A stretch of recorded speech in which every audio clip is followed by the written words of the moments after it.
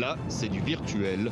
Demain, ça sera pour de vrai l'étape clé de la mission ou comment faire atterrir un bijou de très haute technologie de 2,5 milliards de dollars à quelques 200 millions de kilomètres de distance. Manœuvre ultra délicate quand il va s'agir de passer d'une vitesse de 20 000 km/h à seulement 2,5 km/h. Et que dire des températures subies lors de l'entrée dans l'atmosphère martienne, plus de 1300 degrés. Le tout piloté entièrement à l'aveugle. La NASA parle des 7 minutes de terreur. Le processus de descente et d'atterrissage prend 7 minutes. Mais quand on regarde ce qui se passe sur place, ce sera déjà fini sur Mars car les signaux ont besoin de 11 minutes pour nous revenir sur Terre. Nous regarderons et nous serons surexcités. Et c'est très court, mais c'est la partie la plus importante de la mission.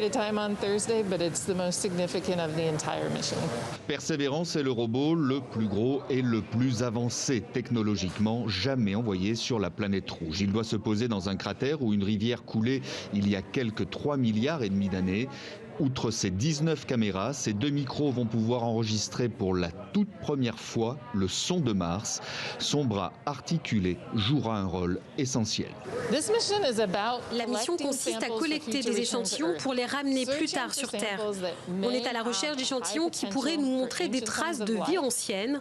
On les met dans des tubes, on les ramène à la surface pour qu'un véhicule, le nôtre ou un futur véhicule, les amène à une fusée qui, elle, pourrait rapporter ces échantillons sur Terre.